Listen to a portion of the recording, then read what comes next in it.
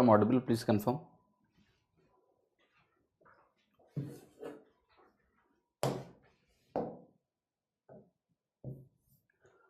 Please confirm if I'm properly audible. मेरी आवाज आ रही है सभी को?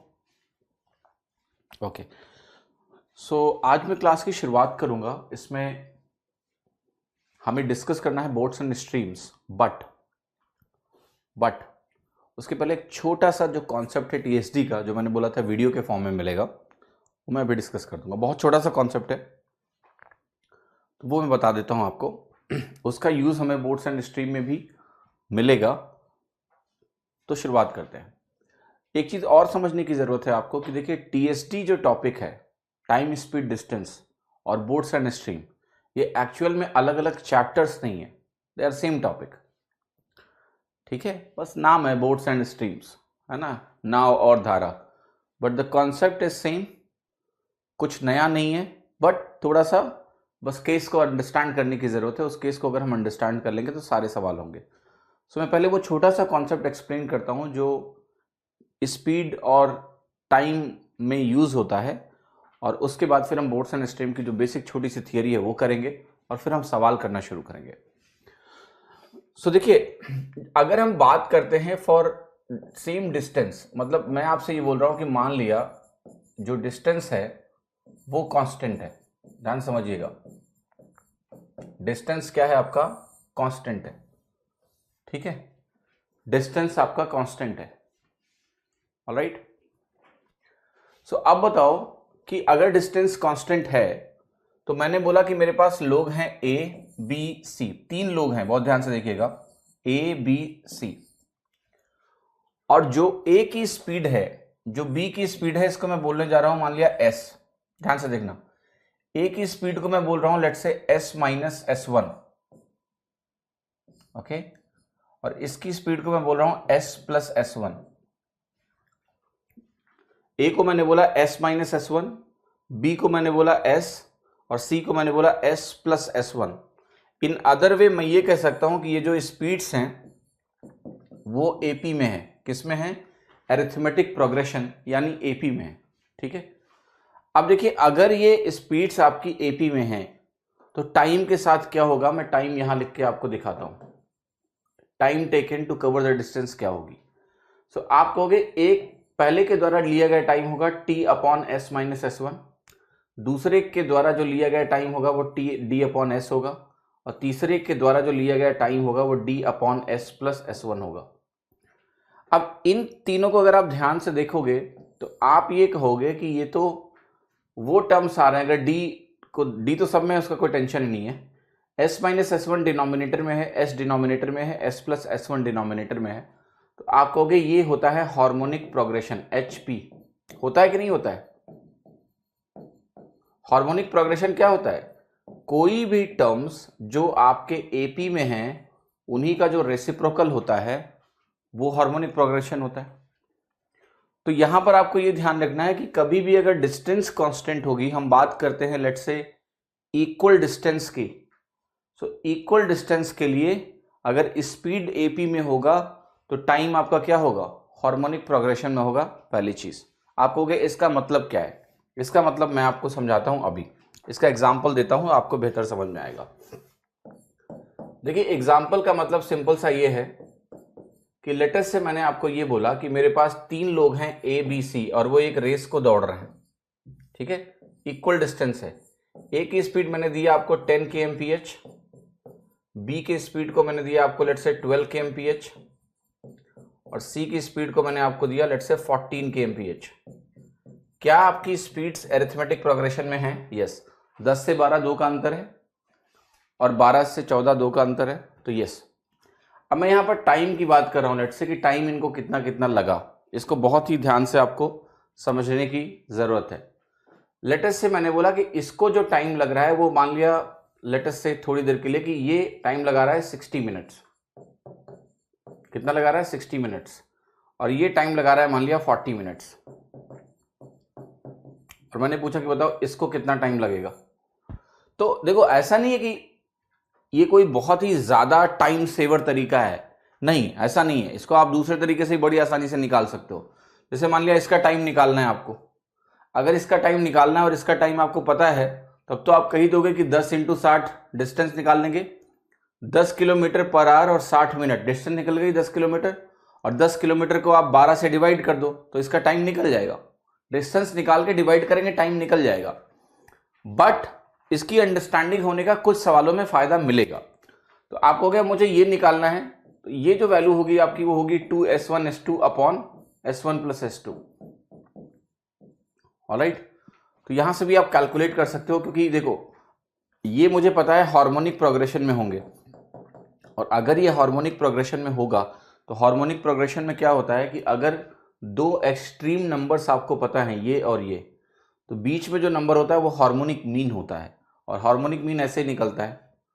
सो मुझे कहना चाहिए 2 × 60 × 40 अपॉन 60 + 40। तो यहां से कैलकुलेट करोगे तो ये वैल्यू आपकी आ जाएगी 48 kmph। Nothing new. Okay, pattern is very simple, it's not something very unique pattern, क्योंकि यहां पर डिस्टेंस निकाल के डिवाइड करोगे टाइम निकल जाएगा। सॉरी 48 मिनट्स लिखना चाहिए, नॉट kmph। बट कुछ सवालों में आपको ये काफी क्विक रिजल्ट देगा और इसका बहुत फायदा होगा आपको। समझ में आया सभी आपको? क्लियर है? अब मैं दूसरी चीज लिखने जा रहा हूं, वो भी आपको समझना है। तो इसमें होगा क्या, फिर से देख लो कि अगर आपका डिस्टेंस क्या है, कांस्टेंट है। मैंने फिर से लिखा है यहां पर कि अगर मेरा डिस्टेंस कांस्टेंट है और 3 लोग मेरे पास हैं, A B C, 3 लोग हैं, तो इनकी जो स्पीड्स हैं, राइट, इनकी जो स्पीड्स हैं, अगर स्पीड्स इनकी AP में है, ध्यान से देखना, तो जो टाइम है, जो मैंने अभी आपको केस बताया है, जो इनके टाइम है लिए गए, वो आपके होंगे HP में। क्या होंगे? HP में होंगे, एक चीज। और अगर ये वाइस वर्सा भी ट्रू है कि अगर ये जो स्पीड्स हैं इनकी, ये अगर HP में है, तो जो टाइम टेकन है वो क्या होंगे? AP में होंगे। ये आपको ध्यान रखना है, राइट। सो ये रिलेशन कई बार आपकी मदद कर पाएगा, कई बार आपकी मदद करेगा, बट ऐसा नहीं है कि ये रिलेशन कोई बहुत यूनिक रिलेशन है। बट हाँ, अगर आपको ये पता होगा तो कुछ सवालों में आपको इसका एडवांटेज मिलेगा ये समझने में कि अच्छा स्पीड मेरी कैसी होनी चाहिए, AP है या फिर HP है। ठीक है, क्लियर है? तो छोटा सा कॉन्सेप्ट है, इसके कुछ एप्लीकेशन आपको बोर्ड्स एंड स्ट्रीम में मैं दिखाऊंगा। राइट, क्लियर है? समझ में आ गया ना? ओके, देखिए पढ़ाई पे फोकस करिए, एडमिन रॉन्ग इन्फॉर्मेशन नहीं देते हैं। मैंने ही बोला था कि 8:10 पे क्लास शुरू होगी, बट मैं पहले आ गया, तो मेरी गलती है। पढ़ लो, फोकस ऑन लर्निंग ऑलवेज।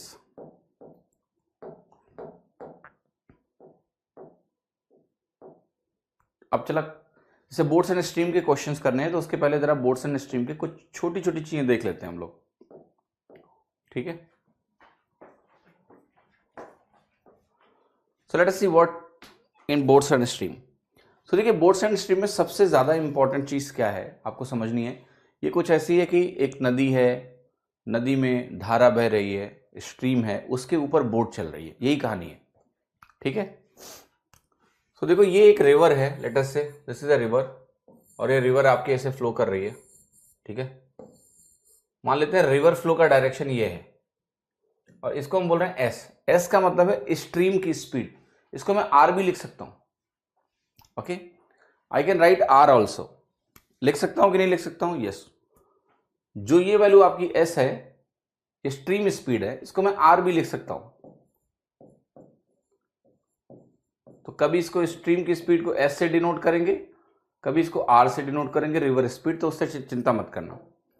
अब देखो इसके ऊपर एक बोट है, ये हो गई बोट, नाव हो गई। नाव अगर इसके ऊपर है तो नाव इसके ऊपर दो तरीके से चल सकती है। हाँ जी, पहला तरीका यह है कि नाव हो सकता है इसी की दिशा में जा रही हो, इसकी स्पीड को मैं बोलता हूं बी, बोट स्पीड।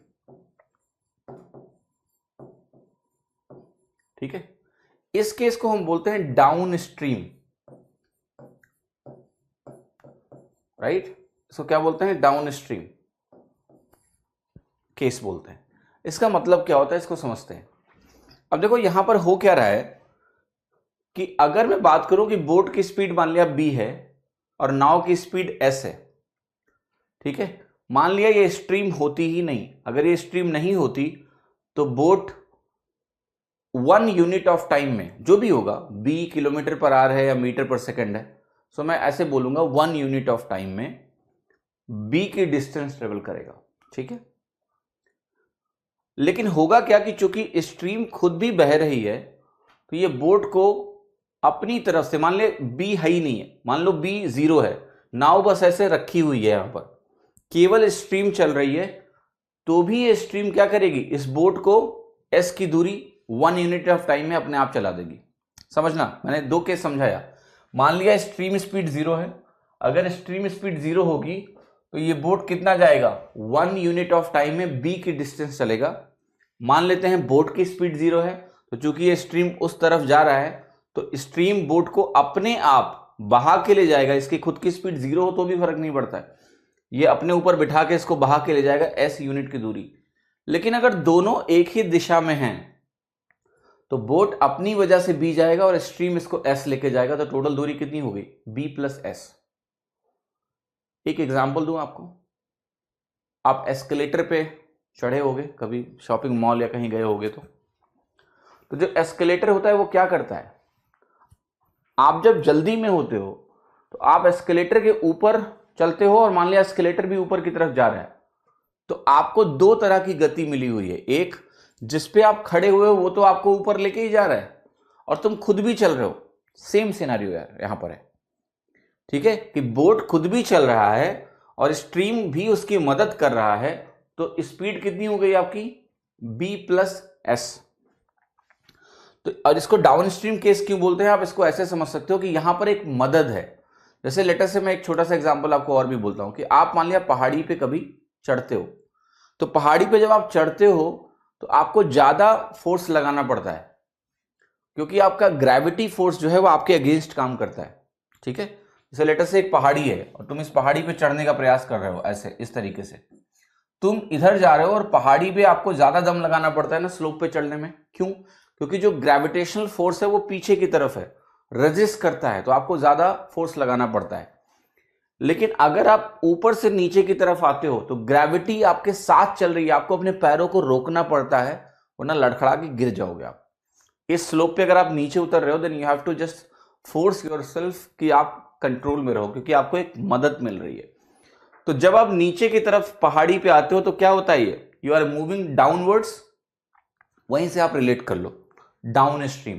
तो कई लोगों को ये कंफ्यूजन होता है कि डाउन स्ट्रीम क्या है। डाउन स्ट्रीम का मतलब यही हो गया कि पहाड़ी पे डाउन जाना मतलब क्या है, आपको एक एक्स्ट्रा फोर्स आपकी मदद कर रहा है, right. Same here down stream, down stream मतलब स्पीड के दिशा में ही तुम हो, तो यहां पर आपकी जो स्पीड होगी, देखना ध्यान से, मैं एक शब्द लिख रहा हूं, यहां पर जो नेट स्पीड होगी वो कितनी होगी, बोट की बात कर रहा हूं मैं, नेट स्पीड आपकी हो जाएगी b plus S, boat plus speed, right.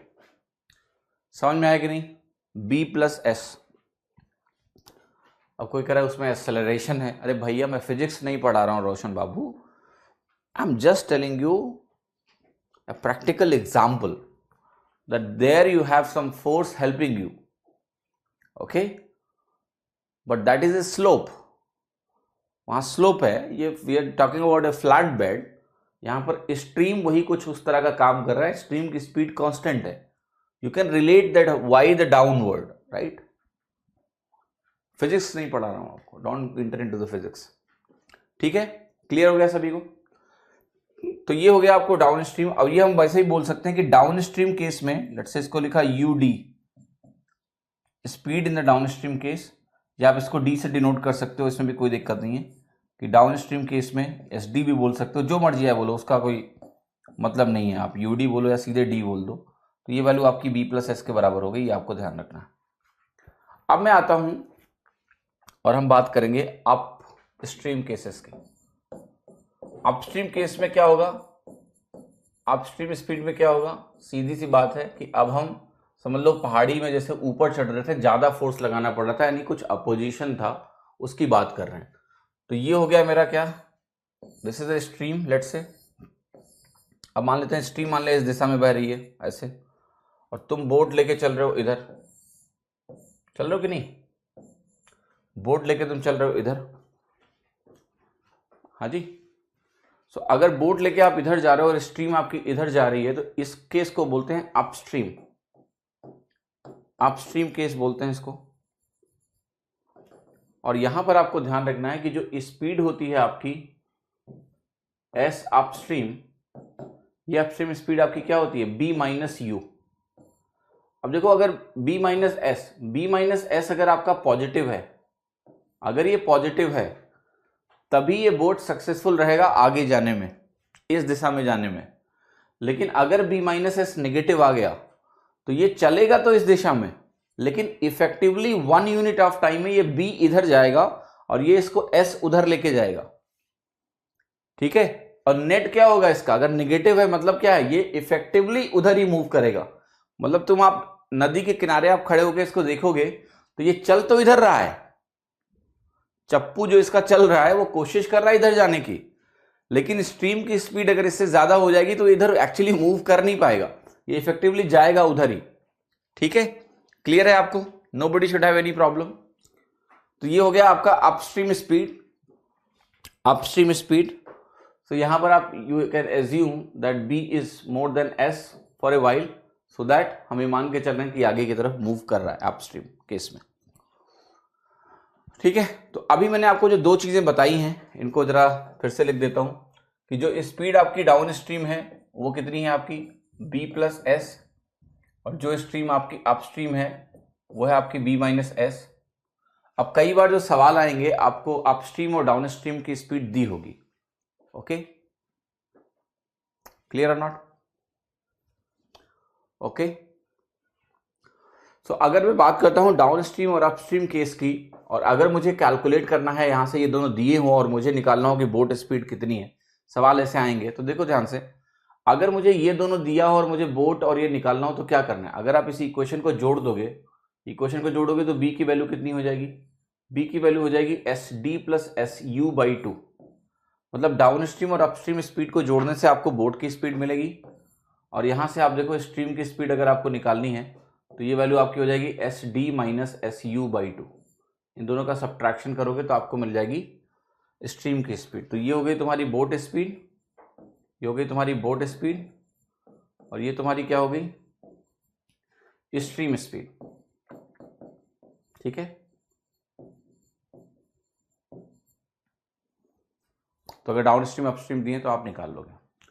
अब देखिए ध्यान से एक चीज और, एक केस मैं आपको यहां दिखाऊंगा, इसको ध्यान से देखिएगा। लेटेस्ट से मैंने कहा कि ये डायरेक्शन है डाउन स्ट्रीम का, जाहिर सी बात है ये डायरेक्शन है मान लिया अपस्ट्रीम का, ठीक है। और मैं ये मान लेता हूं कि यहां पर जो स्पीड है स्ट्रीम की स्पीड वो एस है, बहुत ध्यान से देखिएगा। तो आप कहोगे डाउन स्ट्रीम केस में क्या होगी स्पीड, बी प्लस एस होगी, और मान लिया वहां से यहां वापस आ रहा है तो ये स्पीड कितनी हो जाएगी आपकी बी माइनस एस हो जाएगी, क्योंकि बोट जब रिवर्स करेगा तो रिवर्स डायरेक्शन में क्या होगा, अपस्ट्रीम स्पीड से चलेगा, ठीक है।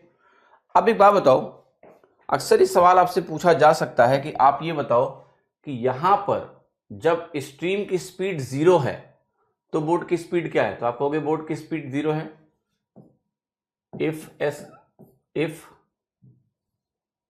या मुझे केवल बोट की स्पीड निकालनी है लेट्स से। तो जरा एक बात बताओ मुझे, क्या ये केस आप देख पा रहे हो कि यहां पर जो स्पीड्स है वो अरिथमेटिक प्रोग्रेशन में है, yes, b plus s, b और बी माइनस एस, ये अरिथमेटिक प्रोग्रेशन में है। तो अगर मुझे 2 का टाइम दिया हो, इसका टाइम दिया हो, तो मैं इसका टाइम निकाल सकता हूं कि नहीं, यस। मैं आपको छोटा सवाल देता हूं, आप समझिएगा। मैंने आपको मान लिया बोला है, एग्जाम्पल में लिख रहा हूं कि डाउन स्ट्रीम स्पीड मैंने आपको मान लिया दे दिया है, ओके। डाउन स्ट्रीम स्पीड अब मैंने आपको दिया है कि ये है मेरा लेटेस्ट से मैंने आपको यहां पर दिया है 20 kmph, कितना दिया है 20 kmph, that is what I give you, ठीक है। और मैंने कहा कि मेरे को अपस्ट्रीम स्पीड भी मैंने आपको दे दिया है कुछ भी, ओके। या लेट्स से मैं इनको नहीं देता हूं, I will not give you these numbers. Let us से मैं आपको बोल दूं कि time taken in downstream case, ये मान लिया मैं आपको देता हूं सीधे, time taken in downstream case is 60 minutes. ध्यान से देखना, time taken in upstream case, ये भी मैंने आपको दे दिया 40 minutes.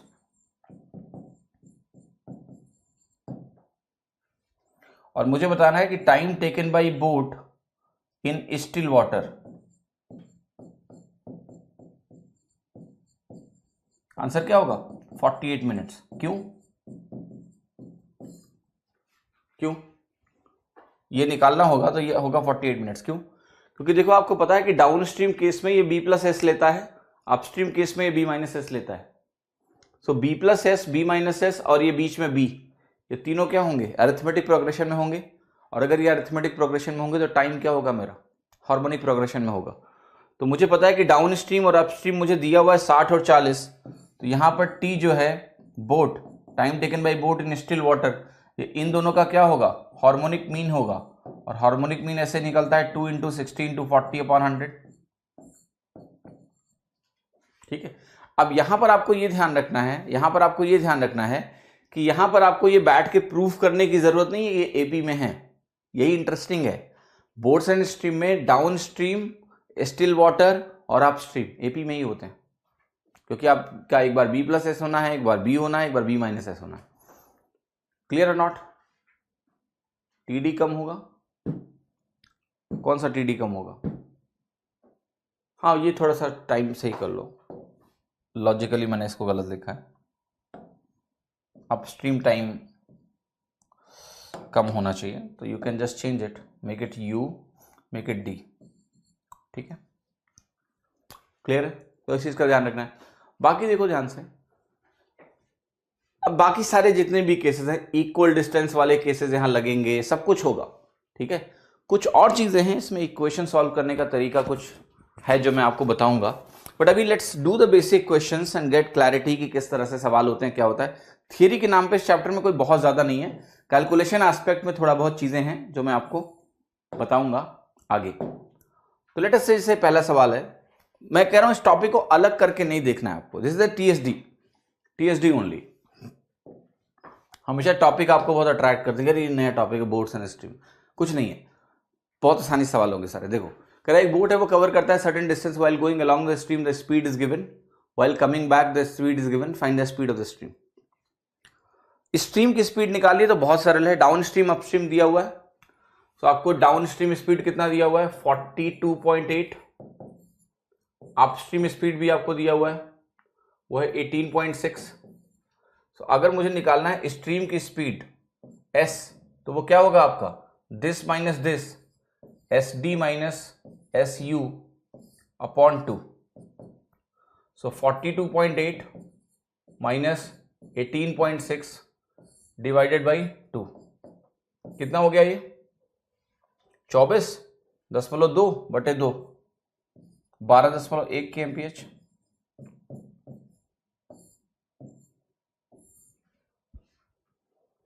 Hope you are getting it. Okay, nobody should have any kind of problem in this case. 12.1 kmph। AP कैसे है बताओ? बताया तो मैंने, B plus s, b minus s, AP नहीं है तो क्या है श्रीमान? The speed of boat is 22 km/h. While going upstream, it takes this much time to cover a distance of this much. Find the speed of a stream. तो बहुत ही सरल सवाल है। देखो बोट की स्पीड दिया है 22, अब कह रहा है कि नहीं ये अपस्ट्रीम जा रहा है। सो अगर अपस्ट्रीम जाएगा तो इसका स्पीड कितना होगा?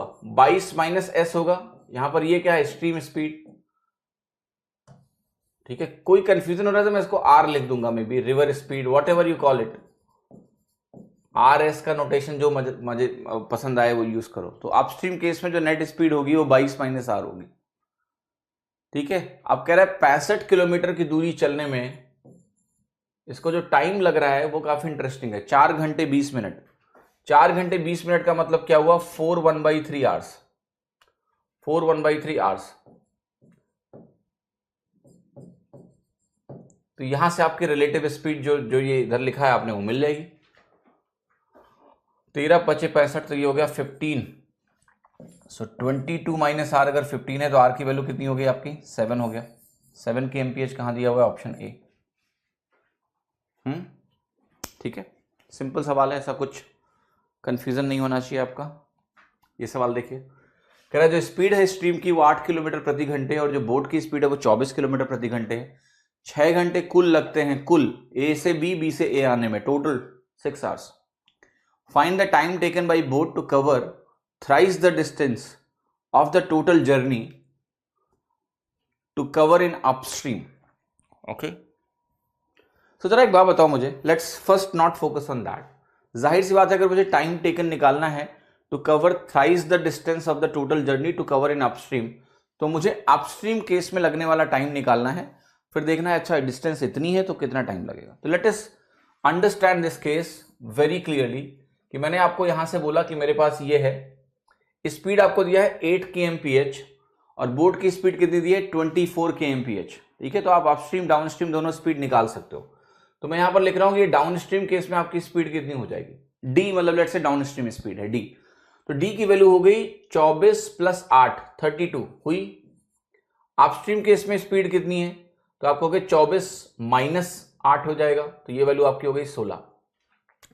क्या मैं एक चीज समझ पा रहा हूं कि डी का यू से जो रेशियो है, डी का यू से रेशियो है वो 2:1 है, और ये किस सेंस में है, स्पीड के सेंस में है। तो अगर मैं टाइम के सेंस में बात करूं तो डाउनस्ट्रीम और अपस्ट्रीम केस में जो टाइम लगेगा, क्या उसका रेशियो 1:2 होगा। यस, अब बहुत ध्यान से देखना, टोटल टाइम आपको क्वेश्चन में दिया है कि 6 घंटे लग रहे हैं, 6 आवर्स। 6 आवर्स को अगर मैं 1:2 में डिवाइड करूंगा तो अपस्ट्रीम और डाउनस्ट्रीम केस में लिया गया समय मुझे पता चल जाएगा। तो जरा एक बात बताओ, क्या ये टाइम मेरा 4 आवर्स है, यस। क्या ये टाइम मेरा 2 आवर्स है, यस। अब आपको एक चीज समझना है, ये 4 घंटे जो लगे हैं वो इस डी डिस्टेंस को कवर करने में लगे हैं, यहां से यहां तक। ठीक है, 4 घंटे लगे हैं, लेकिन क्वेश्चन क्या बोल रहा है कि ये जो जर्नी है ए से बी और बी से ए, ये 2D की जर्नी है, एक कंप्लीट राउंड, इसका 3 गुना चलाना है आपको अपस्ट्रीम केस में, यानी 6 गुना दूरी आपको चलाना है अपस्ट्रीम केस में। तो जो टाइम लगेगा वो लगेगा 6 इंटू अपस्ट्रीम वाला टाइम, यानी वो हो गया 24 hours. 24 hours. Is it clear? मैंने यहां पर डिस्टेंस कैलकुलेट नहीं किया है क्योंकि उसकी जरूरत नहीं है। आपको सिंपली टाइम निकालना है, तो मैंने ये किया है कि डी की दूरी को अपस्ट्रीम केस में चलने के लिए कितना टाइम लगेगा, वो लगा 4 घंटे। अब वो कह रहा है कि जितना ये पूरी जर्नी की डिस्टेंस है इसका 3 गुना, यानी 2D का 3 गुना, 6D डिस्टेंस आपको अपस्ट्रीम में चलाना है। अपस्ट्रीम में डी डिस्टेंस चलने में ही 4 घंटे लगते हैं, 6D चलने में 6 × 4 यानी 24 आवर्स लगेंगे। तो क्या है ये, TSD है ना, कुछ और नहीं है।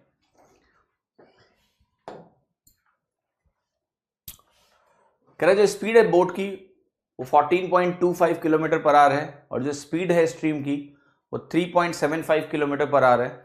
अगर एवरेज स्पीड आपको निकालना है डाउन स्ट्रीम और अपस्ट्रीम केस में, average speed down stream upstream, ये बहुत इंटरेस्टिंग है, देखना।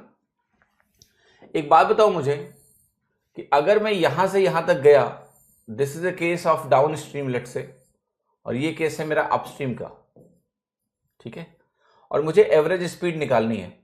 अगर डाउन स्ट्रीम और अपस्ट्रीम केस में डिस्टेंस इक्वल है, इफ डिस्टेंस इक्वल, मतलब ऐसा नहीं कि अपस्ट्रीम में आप ज्यादा चलवा रहे हो, अगर डिस्टेंस बराबर है डाउन स्ट्रीम अपस्ट्रीम में, तो आपको पता है कि जो एवरेज स्पीड होगा, एवरेज स्पीड है वो क्या होगा, आप कहोगे एवरेज स्पीड सिंपल सा हो जाएगा twice of du upon d plus u, होता है 2s1s2 upon s1 plus s2, उसी से मैंने रिलेट कर दिया। जहां पर d आपका डाउन स्ट्रीम स्पीड है, u आपका अपस्ट्रीम स्पीड है, d प्लस u आपका सम हो गया। तो अब जरा इस सवाल को देखना क्या बोला है इसने। एवरेज निकालना है मुझे 14.25 किलोमीटर पर आवर और स्ट्रीम की स्पीड है 3.75 किलोमीटर पर आवर। तो आपको पहला काम क्या करना है, आपको डाउन स्ट्रीम स्पीड निकालना है, दोनों को जोड़ेंगे तो ये हो गया आपका 18। अगर आप अपस्ट्रीम स्पीड निकालोगे तो दोनों को माइनस करेंगे 3.75 माइनस हो रहा है 14.25 में, सो आपको क्या मिलेगा 10.75 मिलेगा। ठीक है, सो अगर आपको ये 10.75 मिल रहा है, 10.75 मिलेगा ना कि 10.5 मिलेगा, 10.5 मिलेगा। ठीक है, तो ये दोनों चीज आ गई। अब मुझे क्या करना है, मुझे इसका यूज करके एवरेज स्पीड निकालना है डी और यू का। ठीक है, what will be the average speed in this case. जल्दी से बताओ इसका क्या आंसर आने वाला है, what will be the answer. Simple average नहीं है ये, ठीक है, इट्स हार्मोनिक वाला एवरेज, बिकॉज यहां डिस्टेंस कांस्टेंट है। आपको मैं बता चुका हूं ये चीज। चलो मैं वेट कर रहा हूं कि उत्तर क्या है तुम्हारे हिसाब से, what is the answer here. Okay, calculate करिए यहां पर। सो आपको ये वैल्यू हो जाएगी 2 इंटू 18 इंटू 10.5 डिवाइडेड बाई 28.5, ऐसा बनेगा। ठीक है, अब जरा कैलकुलेशन कर लो, कैलकुलेशन करके बताओ कि कितना आंसर आ रहा है तुम्हारा, what is the value. Decimal में आएगा, ठीक है, समझ में आ रहा है वो तो जरा काट पीट मचाओ और देखो। तो ये आपकी वैल्यू हो गई 21 इंटू 18 बटे 28.5। ठीक है, अब अगर ध्यान से देखो आप, तो ये जो वैल्यू है ना, इसका अगर आप डबल करोगे, इसको 2 से ऊपर नीचे गुणा कर दो, तो नीचे हो जाएगा 57 और ऊपर हो गया 21 इंटू 36 या 21 इंटू 18 इंटू 2, कटेगा नहीं, सॉरी मुझे लगा कट जाएगा, नहीं, तो 3 सत्ते 21, 3 इंटू 19 57, 36 इंटू 7 है बटे आपका कितना है 19 है, 252 बटे 19 है, ये आ रहा है। डिवाइड करना पड़ेगा और कोई चारा नहीं है। 19 एक बार गया, फिर आपका बचा 6, 19 3 57, 13.xx, डी ऑप्शन। ठीक है, so D option is correct. Now if you just see right, we can use our average का knowledge and get this little faster. देखो कैसे, आपको पता है एक स्पीड आपकी क्या है 18 का है, एक स्पीड आपका 10.5 का है। जब डिस्टेंस बराबर होते हैं तो आप लोगों को ये पता होना चाहिए कि जो स्पीड रेशियो है और टाइम रेशियो रिवर्स होता है। और अगर हम इसमें एलिगेशन लगाते हैं तो आपको मालूम है, या वेटेड एवरेज लगाते हैं, तो डिस्टेंस का रेशियो जो स्पीड रेशियो है उसका रिवर्स टाइम रेशियो होता है। अब ये जो वैल्यू है बेसिकली अगर आप देखो तो ये बेसिकली रेशियो अगर मैं निकालूं डी और यू का, तो ये 36:21 है। ठीक है, 3 सत्ते 21, 3 12, तो आप कहोगे जो यहाँ टाइम रेशियो बनेगा वो 7:12 बनेगा। बनेगा कि नहीं बनेगा? यस। अब आप कहोगे इसका मिडिल पॉइंट क्या है, जरा देख के बताओ। आपने कहा अगर मैं इसका मिडिल पॉइंट निकालता हूँ 7:12 करने के बाद, तो 7:12 करने के बाद इसका जो मिडिल पॉइंट निकल कर आएगा वो कितना होगा? आप कहोगे इसका मिडिल पॉइंट है 28.5 यानी 14.25, है कि नहीं है? अब आपको यहां से दिख रहा होगा कि 14.25 अगर इसका मिडिल पॉइंट है और एवरेज इससे कम होगा तो इससे कम एक ही ऑप्शन है। आपको ये भी निकालने की जरूरत नहीं थी। द मोमेंट यू नो कि ये लेस स्पीड वाला ज्यादा टाइम लेगा तो इसका वेट ज्यादा होगा, इसका वेट ज्यादा होगा तो एवरेज को अपनी तरफ खींचेगा। इन दोनों का जो मिडिल पॉइंट है वो 14.25 है, एवरेज इसकी तरफ भगेगा। 14.25 से कम सिर्फ एक ही ऑप्शन है डी, उसका सही होना उसकी मजबूरी है। क्लियर है कि नहीं? 14.25 से कम एक ही ऑप्शन है डी, तो यही सही होगा ना, यही करेक्ट होगा आपका। एक तरीका आप और भी कर सकते हो, यहां पर डेविएशन लगा के सॉल्व कर लो, वेटेड एवरेज लगा के सॉल्व कर लो, बट अगर आप इस क्वेश्चन को करने की बात कर रहे हो तो ये ओरली मार्क करने वाला सवाल है। कैसे, फिर से समझा देता हूं। जब डिस्टेंस सेम होती है तो आपने कहा लेस स्पीड का मतलब मोर टाइम, तो इसका वेट ज्यादा होगा, मोर टाइम होगा इसके कंपैरिजन में। इसका वेट अगर ज्यादा होगा तो इनका मिडिल पॉइंट 14.25 है, एवरेज इसकी तरफ शिफ्ट हो जाएगा, तो एवरेज 14.25 और 10.5 के बीच में होगा, यानी 14.25 से कम होगा, यानी डी होगा। ठीक है, समझ में आ रही मेरी बात? Are you getting this? So it's very oral question. It's oral question. Just by looking at the 10.5 having more weight will pull average towards its side, less than 14.25, that's the answer. तो it's like इसको मैं बोलता हूँ cross topical होना बहुत जरूरी है। You need not to be, मैंने लोगों के स्टूडेंट के साथ सबसे बड़ी प्रॉब्लम यही देखी है कि आपको जिस तरह से एजुकेशन सिस्टम में ट्रेन किया गया है कि आप कंफर्टेबल महसूस करते हो कि अच्छा आपको पता नहीं चलता, लेकिन जब भी आपके सामने ये सवाल, वही ट्रेडिशनल, कौन बोला है ट्रिक, ट्रिक ट्रिक मत बोलो विक्रांत बाबू, जैसे ही तुमने इसको ट्रिक बोला तुमने आत्मा निकाल दी इसकी। फिर this is your understanding, it's not your trick. Trick का मतलब जो समझ में ना आए और तुमने रट लिया वो ट्रिक है, ये ट्रिक नहीं है। So the biggest problem with the student that I have felt in my teaching career is that they always categorize the question from which topic this question is. ये होता है subconscious में. Then your memory function within that range. If you become cross topical, you will not focus on which topic the question is. This is a question. जो भी करना होगा करेंगे, जो भी पूछा जाएगा, जैसे भी निकालना है निकालेंगे।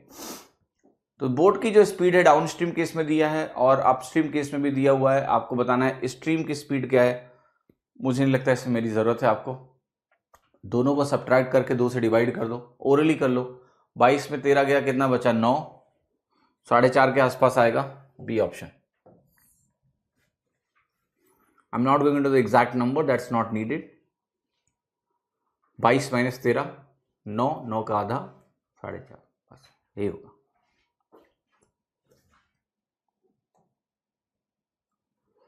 The speed of boat in still water is 12 kilometre per hour और करंट की स्पीड क्या है 4 kilometre per hour. In how much time will the boat travel a distance of 60 kilometre upstream and the same distance down stream.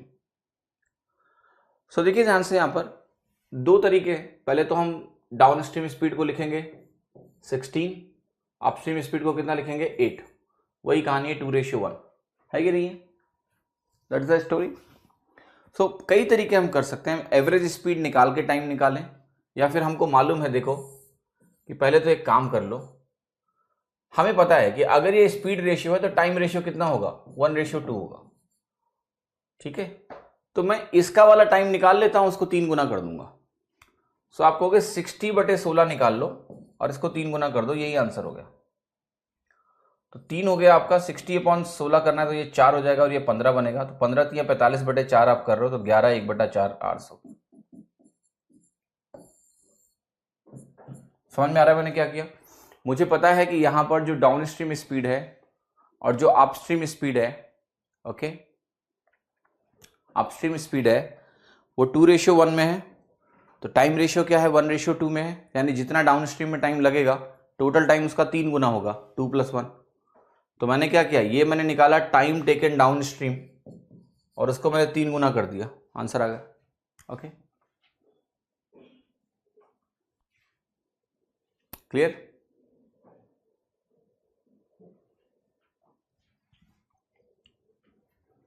A man can row a distance of 1200 meter against the stream and 18 minutes and returns to a starting point in 12 minutes. Find the speed of the man in still water. So बताओ इसका answer क्या है। Still water में आदमी की जो speed है वो कितनी होगी, ये आपको बताना है, तो बताइए कितनी होगी।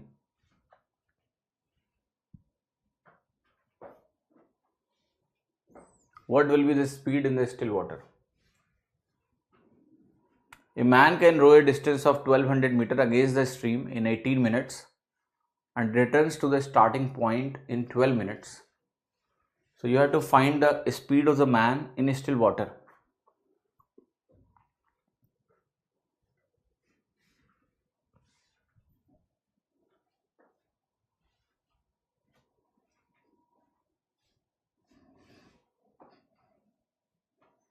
How will you do the question? Understand now. Very simple one. एक बात आप मुझे ये बताओ कि यहां पर जो आपको SD दिया हुआ है स्पीड डाउन स्ट्रीम, वो कितना है 1200 अपॉन कितना होगा 12 मिनट्स है, तो you can say 12/60। Upstream speed कितनी है, आप कहोगे 1200 मीटर है, किलोमीटर करूंगा तो 1.2 बोल दूंगा इसको, तो 1.2 मिलेगा और ये बनेगा 18/60। ठीक है, अब ये वैल्यू देखना कितना हुआ आपका 6 kmph। डाउन स्ट्रीम अगर 6 kmph है, अब नॉर्मल स्पीड क्या होगी, कम ही होगी 7-9 से। एनीवे अभी ये देखना पड़ेगा आपको, तो इसको ऊपर ले जाता हूं मैं, तो ये बनेगा 12 इंटू 60/18, राइट। सो 18 से डिवाइड करना है, ये कितना आ जाएगा आपका 4 आएगा kmph।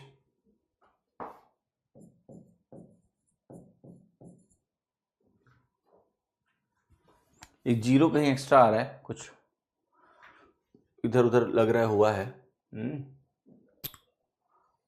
66, हाँ ठीक है, ये 1.2 इंटू 60 है ना, ठीक है 4 ही आएगा।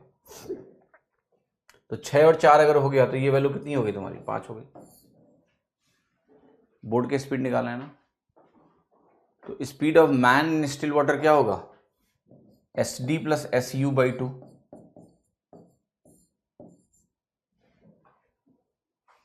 तरीका नंबर 1। लेट मी टेल यू तरीका नंबर 2। ठीक है, 1200 मीटर को ही 1.2 किलोमीटर लिखा है मैंने। तरीका नंबर 2 देखना ध्यान से।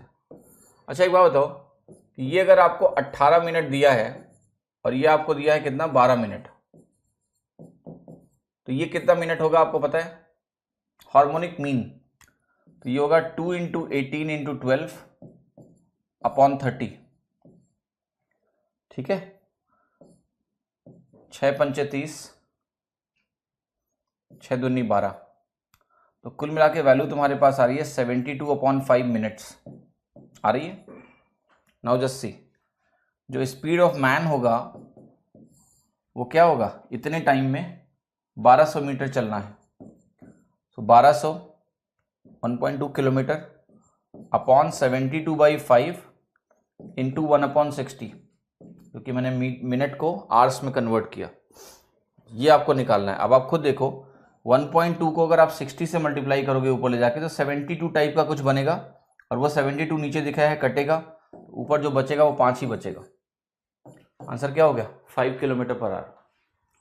How do we know 12 minute is down stream speed, किसने बोला 12 मिनट डाउन स्ट्रीम स्पीड है, 12 मिनट डाउन स्ट्रीम टाइम है। डाउन स्ट्रीम के केस में लगा हुआ समय अपस्ट्रीम के केस में लगे हुए समय से कम होना ही होना है।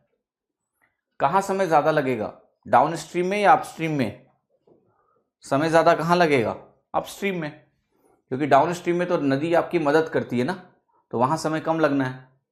ठीक है, और वैसे यहां पर बहुत क्लियरली लिख दिया है इन्होंने, against the stream in 18 minutes, मतलब अपस्ट्रीम केस में 18 लग रहा है, and returns to the starting point in 12 minutes. तो जब अपस्ट्रीम गया है वापस आएगा, क्या वो आपका डाउन स्ट्रीम नहीं होगा, यस।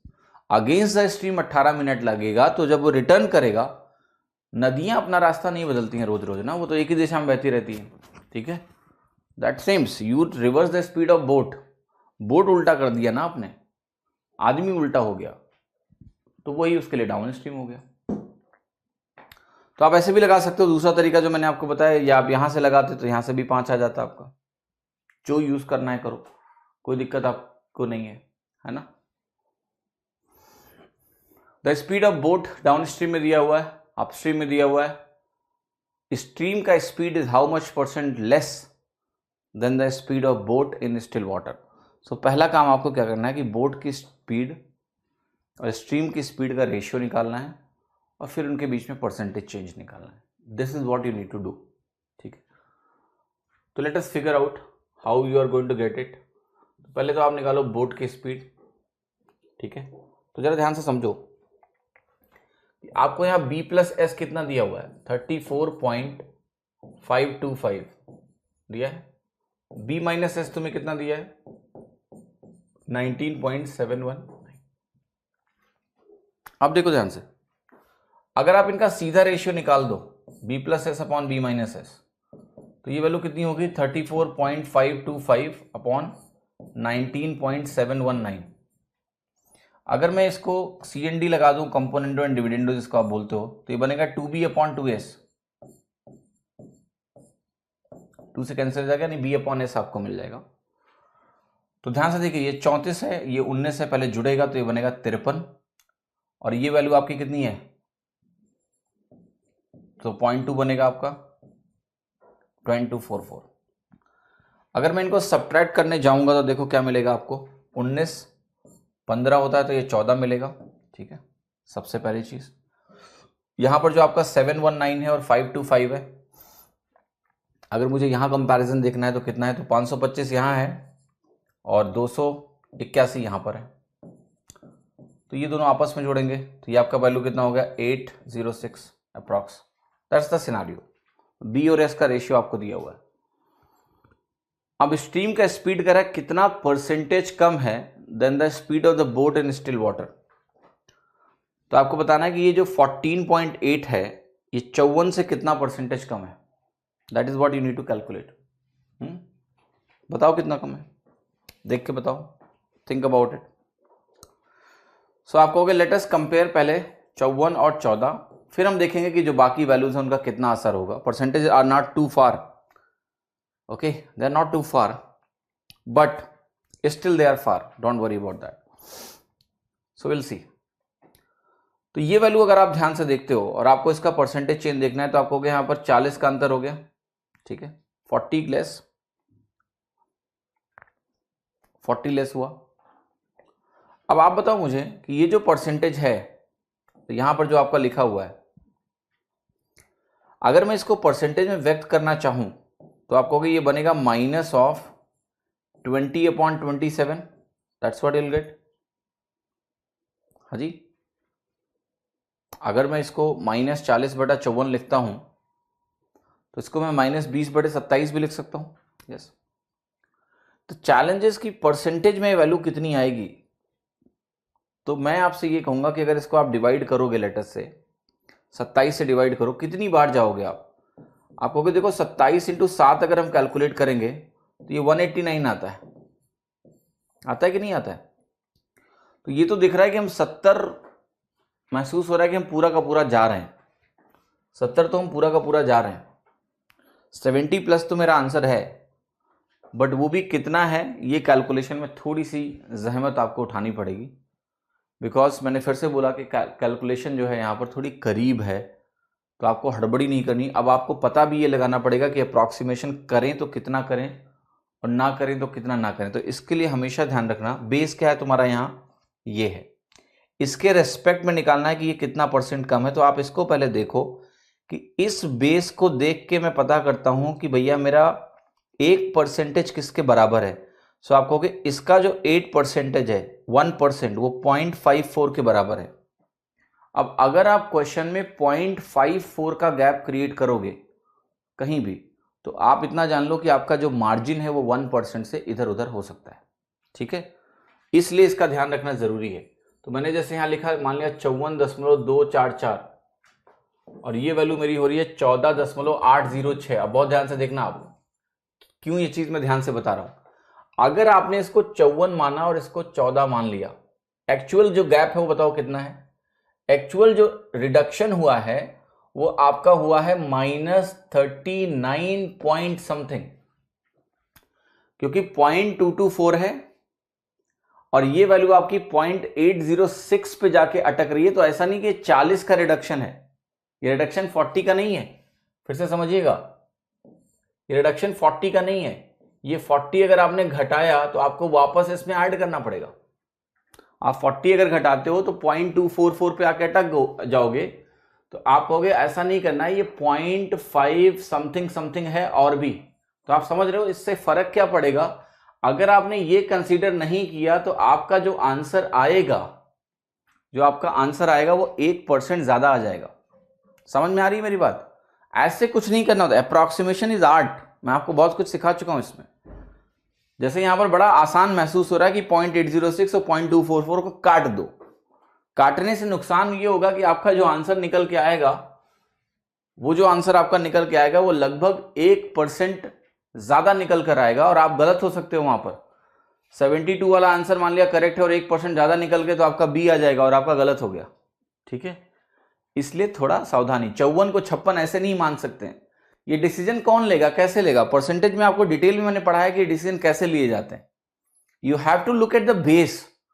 बेस टेल्स यू कितना अप्रोक्सीमेशन पॉसिबल है. You look at the options. Options are very close. 0.9, 0.7, एक का भी गैप नहीं है. यहां से यहां तक 0.7 का गैप है खाली. So you do not have that luxury. You do not have that luxury, okay, that you do anything. No, you can't do that because you will make a difference of around 1%. अब यहां पर जाके आप देखो कि आपका उत्तर क्या सही होने वाला है. तो देखो कैसे आगे बढ़ना है, मैं आपको बता रहा हूं. First, you know your answer is closer to 70%, तो पहले हम निकालते हैं 70%. ठीक है, तो इसका अगर आप 70% कैलकुलेट करोगे तो जरा कैलकुलेशन करते हैं 70% कैसे होगा. तो आप कहोगे ये होगा सिंपली 0.7 टाइम्स ये वैल्यू आपकी. 70% निकालना है तो 0.7 इंटू ये आपका बेस 100 है. 70% निकालने की कोशिश कर रहा हूं. तो there are many ways out in which you can calculate 70%. आप कहोगे पहले हम इसका निकालेंगे 50%, तो बनेगा 27.12. दशमलव के बाद छोटा सा गैप करने से कोई दिक्कत नहीं है. यू कैन राइट 0.12 और 0.1 व्हाटएवर. फिर आप कहोगे मैं 10% निकालूंगा, 20% निकालूंगा. अगर इसका 20% निकालोगे, इसका डबल करोगे, 54 दूना 108.5 के आसपास बनेगा. ठीक है, तो I can write that to be 10.85 approx. ये जो वैल्यू आपकी आ रही है वो आ रही है 37. I can see that is approximately 38. ये लगभग 38 के आसपास पहुंच गया मैं. ठीक है, when I calculated 70% of the base, तो मैं यहां पहुंच गया. लेकिन मुझे चाहिए कितना? मुझे जो नंबर चाहिए वो चाहिए 39.5 के आसपास. यानी मुझे 1.5 के आसपास अभी और जाना है. ओके, अगर मुझे 1.5 के आसपास और जाना है तो अब मैं जो सवाल पूछने जा रहा हूं वो बहुत क्रूशियल है यहां पर, कि मुझे 1.5 के आसपास और जाना है और मेरा जो बेस है वो 54.244 है. तो क्या आप 3 बार पूरा का पूरा जाओगे? नहीं, 3 बार पूरा का पूरा हमको नहीं जाना है. देखो ध्यान से, I have to go less than 2. सो जो भी मेरी वैल्यू आने वाली है वो 0.2x टाइप की होगी. तो 70 में ऑलरेडी निकाल चुका हूं. 70 में ऑलरेडी निकाल चुका हूं. और अब मुझे जो वैल्यू ले जानी है इसकी बात करेंगे तो ये है बिटवीन 2% एंड 3%. तो मेरा आंसर जो आने वाला है वो आने वाला है D, 72.7%. Okay, clear? So approximation कितना करना है और कितना नहीं करना है. जैसे मैंने यहां पर अप्रॉक्सीमेट किया, कितना किया? 0.03. उससे कोई फर्क नहीं पड़ेगा क्योंकि मेरा जो 1% है वो 0.5 है. 1% अगर 0.5 है तो 0.03 विल बी लेस देन 0.1%. और मेरे आंसर में इतना गैप है कि 0.1% इधर उधर करने से कोई फर्क नहीं पड़ेगा. That's why you have to always see how much range is available for approximation. It's not blind approximation, never do that. तो मैंने इसको परसेंटेज में काफी क्लियर किया है. उम्मीद करता हूं कि आपको वो सारे डिस्कशन याद हैं, तभी आप इन सवालों में उनका यूज कर पाओगे. वरना आपका अप्रॉक्सीमेशन ब्लाइंड होगा, कभी सही होगा कभी गलत होगा. ठीक है, तो ब्लाइंड अप्रॉक्सीमेशन मत करो. Pankaj can row down stream 45 kilometre in 5 hours, but he can also row upstream 24 kilometer in 4 hours. In how much time will he cover the distance of 48.75 kilometer in still water? कैसे करोगे? 5 घंटे और 4 घंटे. लेकिन यहां पर एक चीज का ध्यान रखना, the distances are not equal. Are they? No. तो यहां पर आप जाके हार्मोनिक प्रोग्रेशन मत लगा देना. वो डिस्टेंस इक्वल वाला केस है, ये इक्वल डिस्टेंस है ही नहीं है. तो जब डिस्टेंसेस इक्वल नहीं है तब तो आप उसको ऐसे नहीं लगा सकते हो. मुझे यहां पर बोट की स्पीड निकालनी पड़ेगी. तो देखो क्या है, डाउन स्ट्रीम केस में स्पीड आपको दिया है 45/5, सीधा निकल जाएगा आपका 9. अपस्ट्रीम केस में आपको स्पीड यहां दिया है 24/4, सीधा निकल जाएगा क्या? 6. तो अगर मुझे यहां से निकालना है कि what is the boat speed, तो बोट की जो स्पीड b होती है वो d+u/6 होती है, d+u/2 होती है. So 9 + 6/2, this becomes 7.5 hours. 7.5 km/h, sorry. Boat की स्पीड आ गई. अब बोट की स्पीड आपको निकालना है कि 48.75 के डिस्टेंस मुझे 7.5 से चलना है. तो मुझे दिख रहा है साफ साफ मेरा आंसर जो होगा 6 से 7 के बीच में होगा. 6 टाइम्स इसका करो, कितना होगा? 45. और 7 टाइम्स करोगे तो आगे निकल जाओगे. 6 से 7 के बीच में मेरा आंसर है D option. Okay, this value is what? Between 6 and 7. So if it is between 6 and 7, the answer is D. ठीक है, सिंपल सवाल है. Look at this question now. कह रहा है कि जो स्पीड है बोट की स्टिल वाटर में वो 9.15 किलोमीटर पर आवर है और जो स्पीड है अप स्ट्रीम की 4.15 किलोमीटर पर आवर है. How much time will the boat take to cover 53.2 kilometre down stream and 35 kilometre up stream. तो अभी फिर से देखो क्या है, डाउन स्ट्रीम डिस्टेंस अलग, 35 किलोमीटर अप स्ट्रीम ये अलग, डिफरेंट स्पीड्स हैं. तो अगर हमारे पास डिस्टेंसेस डिफरेंट हैं तो हमें दोनों की अलग अलग स्पीड चाहिए ताकि हम टोटल टाइम निकाल पाए. तो कुछ नहीं है, स्टिल वाटर में दिया हुआ है और डाउन स्ट्रीम अपस्ट्रीम भी दिया हुआ है, जोड़ दो. तो आप कहोगे जो डाउन स्ट्रीम स्पीड होगी वो कितनी हो जाएगी? 13.5. अपस्ट्रीम स्पीड है वो कितनी हो जाएगी? दोनों का सब्ट्रैक्शन विच इज 5. अब आपको निकालना है 53.2 किलोमीटर डाउन स्ट्रीम. तो दिस अपॉन 13.5 और 35 किलोमीटर अपस्ट्रीम, सो अपॉन 5. ये तो हो गया 7. यहां डिवाइड करो, 13 चौके 52 करेंगे. कुछ गड़बड़ लिखा है क्या मैंने? हाँ, ये गड़बड़ लिखा ना मैंने. 13.3 है ये. 13.3 है तो कितना होगा? 4 हो जाएगा. 11 आवर्स. सिंपल सवाल है, दोनों निकाल के डिवाइड करके जोड़ दो बस. एक आदमी वो स्विम कर सकता है स्टिल वाटर में, स्पीड दी हुई है, स्पीड जो स्ट्रीम की हो 5 किलोमीटर पर आवर है. Then in how much time the person can swim 98 kilometre down stream. तो डाउन स्ट्रीम स्पीड अगर होगी तो टाइम निकल जाएगा. ठीक है, स्टिल वाटर में स्पीड दी है, स्ट्रीम की स्पीड दी है, तो डाउन स्ट्रीम की इसमें कितना हो गया आपका? 23 + 5 28 हो गया. ठीक है, आपको निकालना क्या है? टाइम. तो 98/28, 14 7 98, 14 दूना 28, 3.5 आ गया. Okay, what it is? 3.5. Mohan moves in a boat with the speed of this, still water है, डाउनस्ट्रीम जाता है 30 kilometre, comes back in 240 minutes,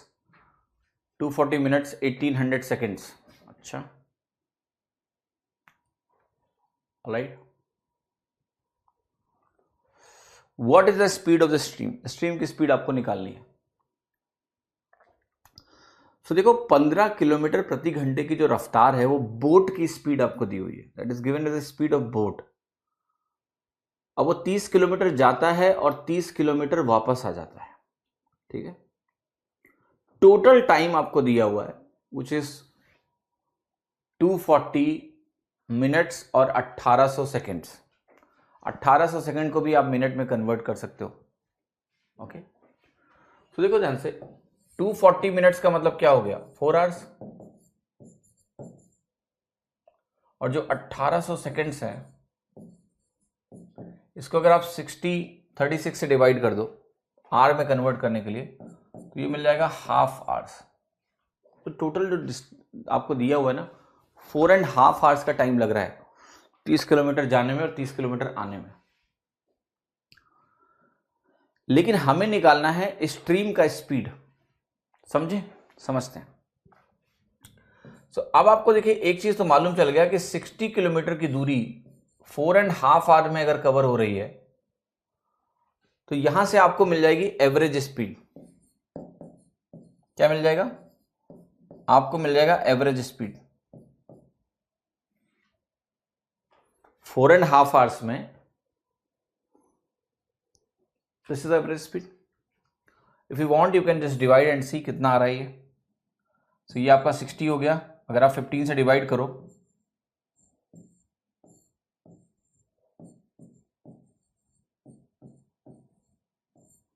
(40/3 kilometre per our. ठीक है, this is the average speed, total distance upon total time. But अभी आपका answer नहीं आया है क्योंकि यहां पर बोला क्या है कि जो बोट की स्पीड है स्टिल वाटर में वो आपको दिया है 15 किलोमीटर पर आवर. लेकिन अभी आपको स्ट्रीम की स्पीड मालूम नहीं चल पाई है. तो वो कैसे निकलेगा? How will you figure that out? दो तरीके हैं। पहला तरीका है कि हम ऐसे करें,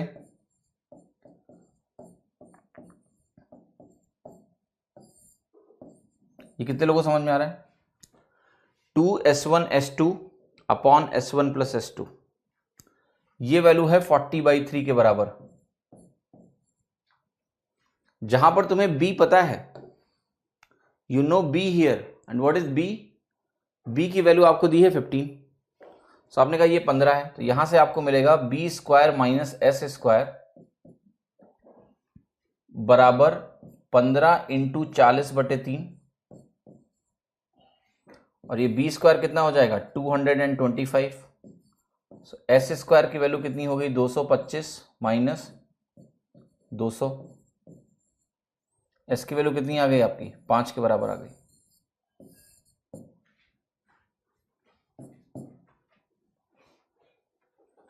कितने लोगों को समझ में आया मैंने क्या किया? What I have done?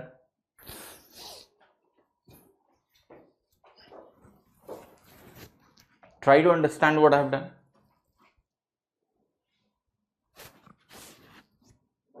Alright, देखो दो तरीके हैं सवाल को करने के, या तो हम ऑप्शन चेक करें सीधा। ऑप्शन चेक करना भी इतना मुश्किल काम नहीं है, हमें टोटल टाइम दिया हुआ है, मैच करा लेंगे ऑप्शन से, ठीक है?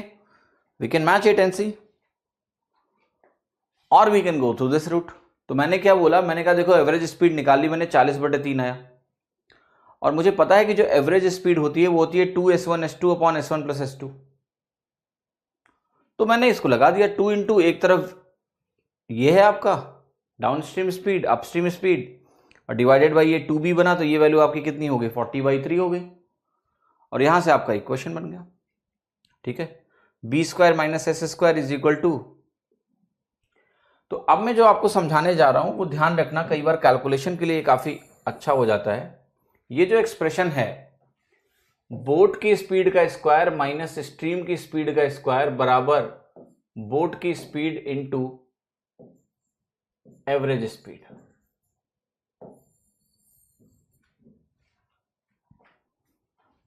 So you can just keep it as a formula with you, ठीक है? Keep it as a formula with you. This will help you in finding the value of B or S pretty faster, ठीक है? क्योंकि यहां पर 3 unknown है, boat का speed, stream का स्पीड, और आपका एक average speed.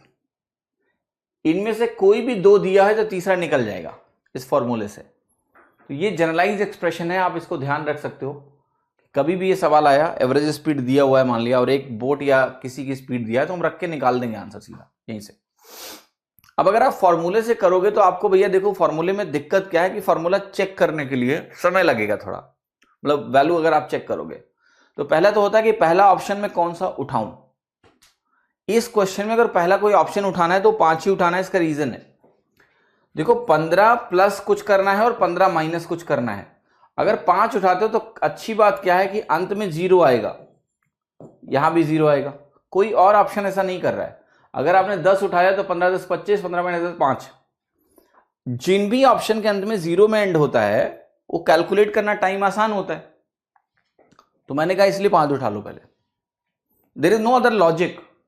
When I have to pick one option, I will choose an option जिससे मेरी कैलकुलेशन आसान हो। चेक तो उसको एनीवे करना है, अभी नहीं करोगे बाद में करोगे अगर करेक्ट होगा तो पहले ही कर लेते हैं। तो हमेशा ऑप्शन ऐसा उठाओ जो कैलकुलेशन में थोड़ी मदद कर रहा हो। जब आपने ये देखा कि चलो एक स्पीड 20 हो गई और एक स्पीड 30 हो गई, तो आप जरा टाइम मैच करा लो। आपने कहा 30 किलोमीटर अगर 20 की स्पीड से जाएंगे तो कितना टाइम लगेगा, और 30 किलोमीटर 10 की स्पीड से जाएंगे तो कितना टाइम लगेगा। तो यहां तुम्हारा 3 घंटे हो गए और यहां तुम्हारे 1.5 घंटे हो गए। मैच कर गया कि नहीं कर गया? यस, टोटल टाइम 4.5 घंटे ही तो था, तो डी करेक्ट हो गया। अगर मान लिया ये करेक्ट नहीं होता तो अगला ऑप्शन तुम्हें पिक करना पड़ता 10। अब 10 पिक करके देखेंगे, ठीक है? क्योंकि यहां पर भी जो नंबर एंड होगा वो 5 में एंड होगा, थोड़ा आसान है कैलकुलेशन वाली, 30 से डिवाइड करने में थोड़ा आसान है। तो that's how you will pick the option and see, otherwise use the formula and solve it. A boat is moving 4 km against the current of the stream in 1 hour and moves 2 km in the direction of the current in 15 minutes. How long will it take for boat to go 20 km in stationary water? देखो यहाँ आपको upstream speed और downstream speed दी है, but अलग तरह की भाषा दी हुई है। कह रहा है 1 घंटे में 4 किलोमीटर अगेंस्ट, तो ये हो गया तुम्हारा 4 kmph। 15 मिनट में 2 किलोमीटर इन द डायरेक्शन, तो 15 किलोमीटर में अगर 2 किलोमीटर है तो 4 गुना टाइम, यानी 1 घंटे में 4 गुना डिस्टेंस, 8 किलोमीटर पर आवर। ये दिया हुआ आपको। बोट की स्पीड यहां से निकालनी है तो होगा u + d/2, 6 हो गया। 6 की स्पीड से 20 किलोमीटर, सो 20 किलोमीटर 6 की स्पीड से कितना हो गया आपका? 3 घंटा 20 मिनट, 3 hours 20 minutes। ठीक है, सिंपल है। 20 बड़े 6 कर लो, आंसर आता है। A boat runs for a certain distance at a speed of 8 km per hour in still water but takes twice as much time in going the same distance against the current. Find the speed of the current. 8 kilometre per our उसकी boat की speed दी हुई है आपको, b = 8 दिया हुआ है, यहां पर लिख लो। अब देखो कह रहा है कि but takes twice as much time in going the same distance against the current। ठीक है, so can you tell me here against the distance, अगर इसको डबल टाइम लगेगा तो क्या जो स्ट्रीम की स्पीड है वो 4 kmph होगी? यस। क्यों, कैसे? b - s जो स्पीड है उससे अगर टाइम डबल लग रहा है, इसका मतलब क्या है? b - s b का आधा है। जब b - s b का आधा होगा तभी टाइम डबल लगेगा, और b - s आधा कब होगा? जब s b/2, तो s की वैल्यू 4 आ गई, तो आंसर क्या हो गया? सी। ठीक है, सिंपल सोचना है, ज्यादा कॉम्प्लेक्स नहीं। A boat takes 1/5 time in moving a certain distance downstream than upstream। अब देखो यहां पर टाइम रेशियो आपको दिया है डाउन स्ट्रीम और अपस्ट्रीम का, कितना दिया है? 1:5। तो you know actually speed ratio of down stream and upstream, इसका उल्टा 5:1। अब एक चीज का ध्यान रखना, अगर आपको डाउन स्ट्रीम और अपस्ट्रीम दिया हो और कभी भी आपको यहां से बोट और स्ट्रीम निकालनी हो तो कुछ नहीं करना है आपको, 5+1 रेशियो 5-1 करना है। ठीक है, समझ में आया? Essentially it is 6:4, so it is 3:2। कितना ज्यादा है? +1, 50% ज्यादा है।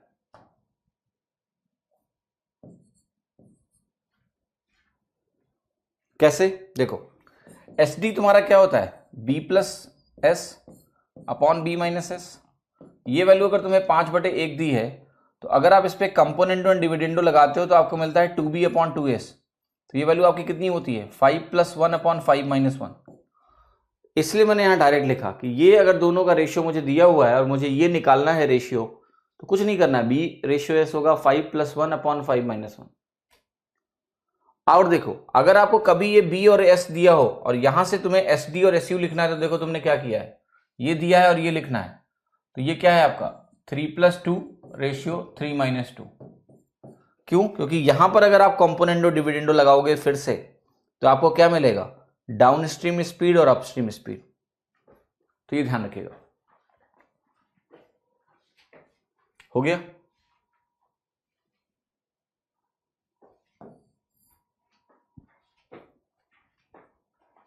क्लियर है? कोई दिक्कत तो नहीं है ना किसी को?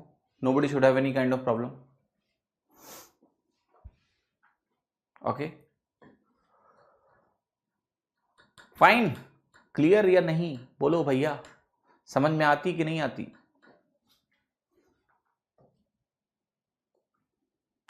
The speed of a current is 6 km per hour. A motor boat goes 200 km upstream and comes back again at the starting point in 44 hours, 26 minutes, 40 seconds. Find the speed of the boat. Okay, let's figure it out. And metre per second में value दी है, वहां kilometre per our लिखा हुआ है, कोई बात नहीं, चलो पता करते हैं। करंट की स्पीड दी है, so you know river speed और stream speed whatever you call it, 6 kmph लिख दो, 6 kmph। मोटर बोट जो है 200 किलोमीटर अपस्ट्रीम जाती है और वापस आती है again to the starting point in 44 minutes. तो मोटर बोट है वो क्या करती है, वो 200 किलोमीटर जा रही है, ये 200 किलोमीटर के डिस्टेंस है, और इतना ही वापस भी आ रही है। टोटल टाइम आपको दिया है t, which is TD plus TU, जाहिर सी बात है दोनों का sum, 44 hours 26 minutes and 40 seconds. Board की स्पीड आपको निकालनी, you are given total time, total time आपको दिया गया है, ठीक है। अब देखो यहां सबसे बड़ी जो समस्या आपको यहां समझनी है वो ये है कि आपको बोट का स्पीड नहीं पता है। अगर आप बोट का स्पीड निकालोगे, कैसे निकालोगे, that is the question, that is the question. So जरा एक बात बताओ मुझे, क्या आपको ये चीज याद है, B square minus S square is equal to B into यानी कुछ एस एवरेज।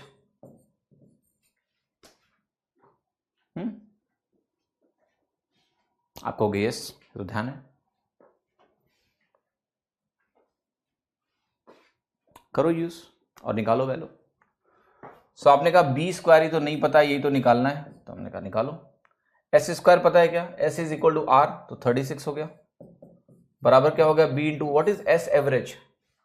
सो आपने कहा 400 किलोमीटर आना और जाना, और जो टाइम नीचे दिया हुआ है यार, इसको ना आपको कन्वर्ट करना पड़ेगा किस में, दो तरीके हैं देखो यहां पर।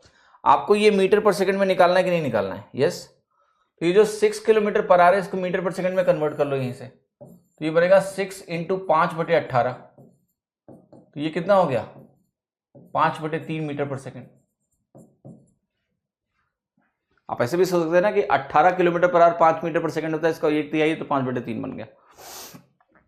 तो let us put the value directly in that sense, because that will be then easier for you, है ना, क्योंकि उसी में तो अल्टीमेटली निकालना है। तो ये वैल्यू हो गई आपकी 25/9, ये हो गया तुम्हारा क्या बी स्क्वायर। यहां पर जो वैल्यू है ये है b इंटू 400 बटे, अब इसको कन्वर्ट करना पड़ेगा किस में, सेकंड में। इसको सेकंड में कन्वर्ट करो, जान जाने का थोड़ा खतरा है बट कोई बात नहीं, करना पड़ेगा। सो आपको हो गया 44 इंटू 60 सेकेंड, फिर आपको हो गया 26 इंटू 60 प्लस 40। ओके, देखो दो तरीके हैं, एक तरीका है हम इसको आर्ट्स में कन्वर्ट करें तो वो भी कॉम्प्लेक्स ही है, ऐसा नहीं कि वो कम कॉम्प्लेक्स है, दैट इज कॉम्प्लेक्स। एक तरीका है इसको मीटर पर सेकंड में कन्वर्ट करें, हाँ जी, तो सेकेंड्स में कन्वर्ट करें। अब जरा एक बात बताओ, ये जो वैल्यू तुम्हारी आई ये कितनी आ गई, 44 इंटू 3600, तो एक एक्सप्रेशन बना 44 इंटू 3600, कैलकुलेट करना है, करेंगे अभी। 26 इंटू 60 कितना होगा आपका, 156 होगा, 13 इंटू 12, तो ये वैल्यू तो मुझे पता है 1560 है और ये 40 है, तो ये दोनों मिला के तो 1600 है, क्लियर है। इन्हीं दोनों में थोड़ा लफड़ा है, लफड़ा है नहीं एक्चुअली। देखो 36 और 44 को आपको कैसे देखना है, 36 और 44 को दो तरीके से आप देख सकते हो, इसको 40 प्लस 4, इसको 40 माइनस 4, तो ये बनेगा 40 स्क्वायर माइनस 4 स्क्वायर, 1600 माइनस 16 1584, तो ये हो गया 158400 प्लस 1600। अगर आप ये 1600 इसमें जोड़ोगे तो आपको काफी सुकून मिलेगा कि ये वैल्यू 16 के बाद 4 जीरो बन गई। थोड़ा दिखने में देखो कितना सरल है, तो ऐसा नहीं था कि आसान नहीं दिख रहा है, काफी अच्छा दिख रहा है। अब ये जो किलोमीटर है इसको आप मीटर में बनाओगे तो 3 जीरो और लगाओगे, किलोमीटर को मीटर में बनाने के लिए 3 जीरो और लगाओगे। Clear? Does it make sense to everyone और नॉट? It should, it should. Okay, अब क्या करना है यार, डिवाइड करना है। देखो तो ये देखो अगर ध्यान से, ऐसे इतना और इतना,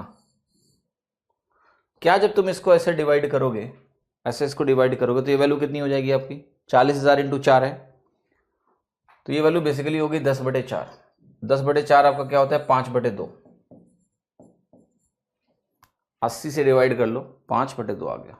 तो जो अल्टीमेट इक्वेशन तुम्हारे पास आ रही है वो आ रही है, देखो ऐसे, b² - 25/9 बराबर b into 5/2। Now you simplify further, तो ये बनेगा 9b²। 9b² बेसिकली 18 से मल्टीप्लाई करो, तो ये मिलेगा 18b² माइनस 50 बराबर 45b। So it is 18b² minus 45b minus 50 बराबर 0। अब पूरी जान लगाओ और देखो कहीं फैक्टराइजेशन हो रहा है क्या तुम्हारा? Tell me if it is getting factorized, it is getting factorize और व्हाट? तो आप कहोगे देखो 18 है और 50 है मेरे पास, तो ये 18 इंटू 50 को, और वो भी -50 है, तो कैसे हम कॉम्बिनेशन बनाएं कि 45 बन जाए? Can anyone tell me if factorization is possible और नॉट? Just see, you have a value that is giving you 900 here. इस 900 से क्या -45 बनाया जा सकता है? -60 और +15 यूज करके बन सकता है, ठीक है। तो अगर -60 और +15 यूज करके बन सकता है, तो जो b की वैल्यू आएगी देखो यहां पर, वो क्या आएगी? b की वैल्यू आएगी -(-60/18). दूसरी जो आएगी वो नेगेटिव में आएगी, क्योंकि इसके बाहर एक माइनस लगाओगे तो वो रिजेक्ट कर दो। तो यहां से b की वैल्यू आपकी निकल गई 18×3=54 और 6/18, तो 3.33 मीटर पर सेकेंड आपकी वैल्यू आ रही है।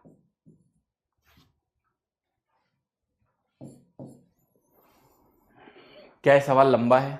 बिल्कुल है, it is lengthy question, okay. But what you need to understand is, either you solve this way or the other way that I'm going to tell you. The other way that is there to solve the same question will go like this.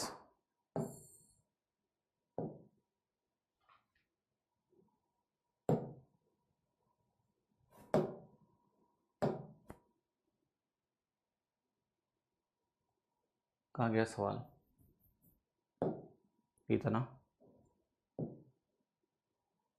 एक minute रुकेगा, ठीक है। Let me explain you.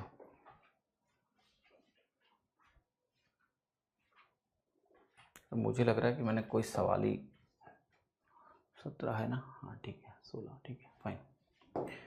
अब let me show you how can you do this question in other वे। जाहिर सी बात है मैं इस तरीके से क्वेश्चन तो नहीं करूं एग्जाम में, मतलब अनटिल अनलेस वाकई में कोई दूसरा तरीका ना हो, इतना बड़ा कैलकुलेशन तो नहीं करने वाला मैं, ठीक है।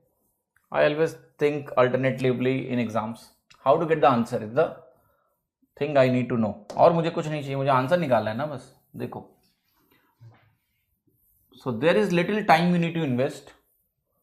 अगर आप कुछ अल्टरनेट ट्राई कर सकते हो, क्योंकि आपको सेंस लेना पड़ेगा कि देखो इसमें भैया कैलकुलेशन लंबी है। तो देखो सबसे पहला काम आपको ये करना है कि मीटर पर सेकंड में मेरे को आंसर निकालना है, क्योंकि आंसर सब मीटर पर सेकंड में दिया हुआ है। तो वो जो 6 किलोमीटर पर आवर दिया हुआ है आपको, अगर आप इसको मीटर पर सेकंड में कन्वर्ट करोगे तो आपकी ये वैल्यू हो जाएगी 5/3 मीटर पर सेकंड। और ये क्या है? रिवर की स्पीड है। अब देखो आपको निकालना है b + r और आपको निकालना है b - r। The first thing you need to understand in the given case is, let me tell you, okay, this value and these two values should attract you immediately. Why? Let me show you. पहला तो ये 1/3 basically 10/3 है, तो denominator में इसके 3 आ रहा है। इसके डिनोमिनेटर में क्या आ रहा है? 3 आ रहा है। ये जो 2.66 की अगर बात करूं मैं, तो यह है 2 + 2/3 अप्रॉक्स। इसके भी डिनोमिनेटर में 3 आ रहा है।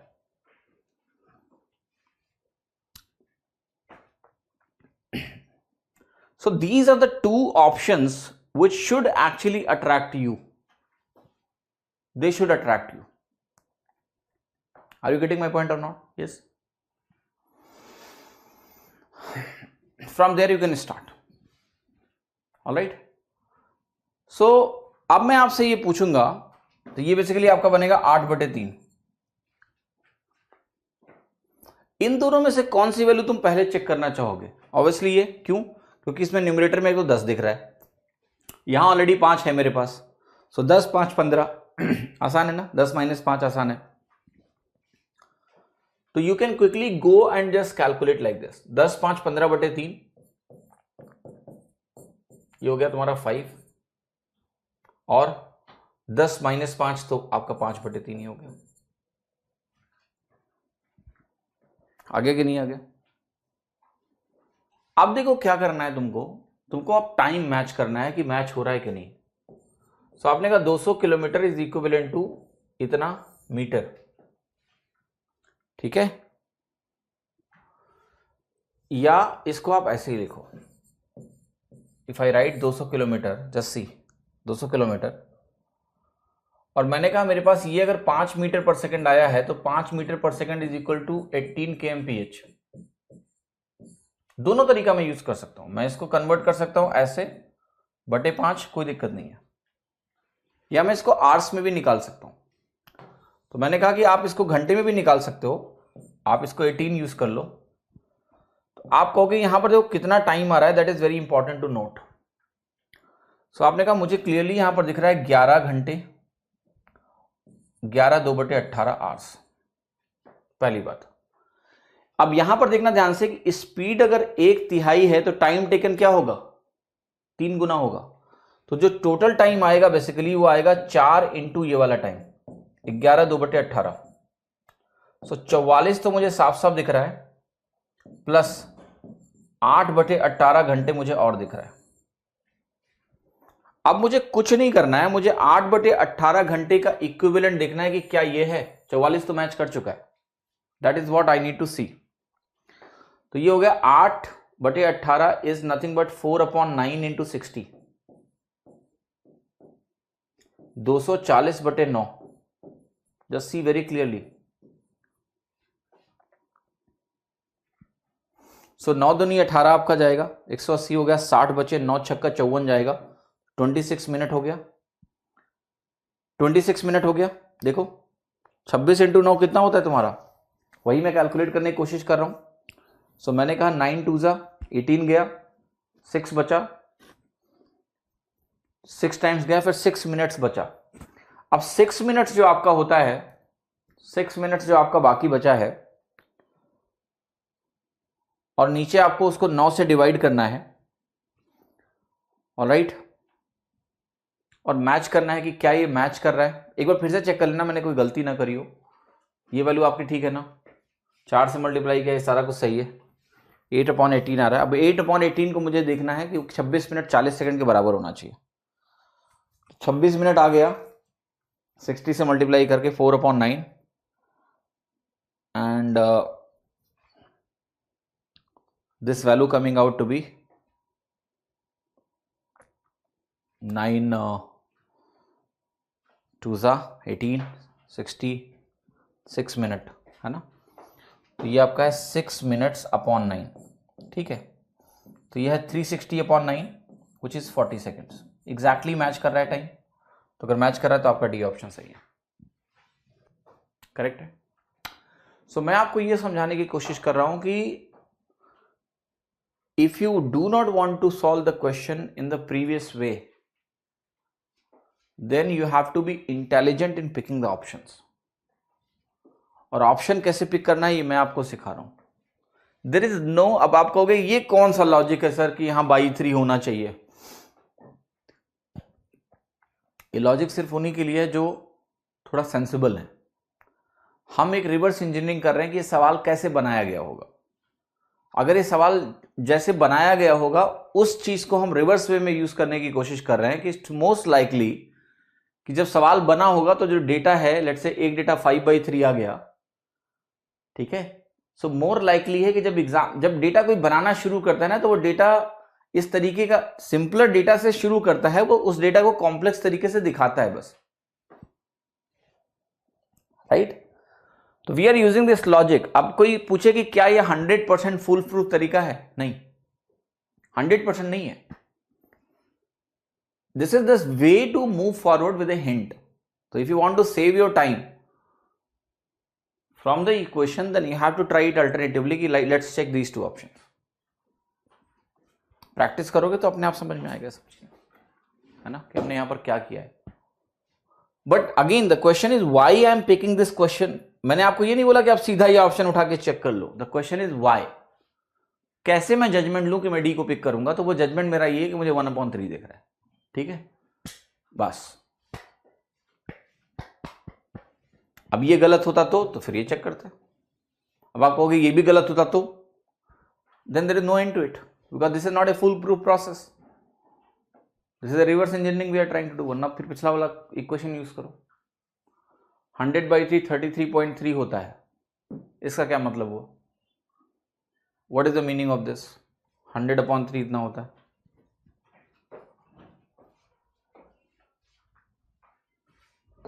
चलो सवाल देखो, अगला सवाल. एक आदमी ट्रेवल करता है 3 equal distances by his boat in downward direction in the still water at the speed of 10, 12 and 15. 1/3 of the average speed during the whole journey is. Okay. तो बोट की जो खुद की स्पीड है वो जा रहा है डाउनवर्ड डायरेक्शन, मतलब डाउन स्ट्रीम मान लो, डाउन स्ट्रीम डायरेक्शन में जा रहा है. और बोट की स्पीड 3 डिस्टेंस स्लॉट के लिए अलग अलग है. और वो बोल रहा है 10 है, 12 है और 15 है. 1/3 of the average speed during his whole journey is. Okay. So करो इस सवाल, बताओ क्या होगा इसका answer. What will be the answer here? 3 equal distances की बात हो रही है by his boat in downward direction in still water, speed of 10, 12 and 15 kilometre per our respectively. मैं आपसे एक सवाल पूछ रहा हूं कि यहां इस चीज का मतलब क्या है कि वो डाउनवर्ड डायरेक्शन में जा रहा है और फिर वो बोल रहा है कि 10, 12 और 15 किलोमीटर प्रति घंटा की गति है. क्या ये 10, 12 और 15 घंटे की स्पीड उसकी डाउन स्ट्रीम में स्पीड दी है, या ये सिर्फ बोट की स्पीड दी है? That is my first question. क्या ये डाउन स्ट्रीम की इसकी स्पीड है या केवल बोट की स्पीड है?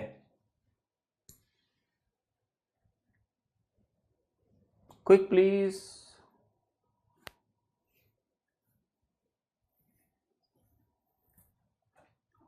4 से मल्टीप्लाई क्यों किया? डाउन स्ट्रीम डिस्टेंस में जो टाइम लगेगा 5 की स्पीड से, अपस्ट्रीम में स्पीड 1/3 है तो टाइम 3 गुना लगेगा. तो हमने डाउन स्ट्रीम टाइम निकाला था और उसको 4 से इसलिए गुणा किया क्योंकि अपस्ट्रीम में उसका 3 गुना समय लगेगा, इसलिए टोटल टाइम 4 गुना होगा डाउन स्ट्रीम से. तो पहली बात तो मैं आपसे ये पूछ रहा हूं कि इस सवाल में जो 10, 12 और 15 दिया गया है ये क्या है? क्या ये केवल बोट की स्पीड है या फिर ये डाउन स्ट्रीम स्पीड है? ओनली बोट की स्पीड है. अच्छा, तो अगर ये ओनली बोट की स्पीड है तो तुम कैसे निकाल पाओगे एवरेज स्पीड इस जर्नी का? कैसे निकाल पाओगे? That is my question. देखो जरा ध्यान से. इफ 10, 12 और 15 आप कह रहे हो कि केवल बोट की स्पीड है, तो आप कुल मिला के ये कहोगे कि एक जो अगर हम रिलेटिव स्पीड लिखेंगे तो ये ऐसा होगा, ऐसा बोल रहे हो आप. ठीक है. और अगर डिस्टेंस स्लॉट्स इक्वल होते हैं तो आपको पता है कि ये वैल्यू निकलेगी कि अगर हार्मोनिक मीन निकालते हो आप तो 3/1/10 plus S plus 1/12 plus S plus 1/15 plus S. क्या ये सॉल्व कर पाओगे? नहीं. एस तो अननोन है, निकलेगा कैसे? क्लियर? तो एस तो निकलेगा नहीं. Alright.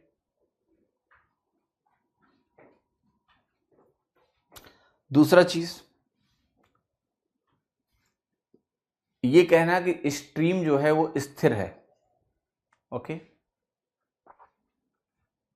then there is no point of calling it downstream case. So देखो इस सवाल में एक प्रॉब्लम है.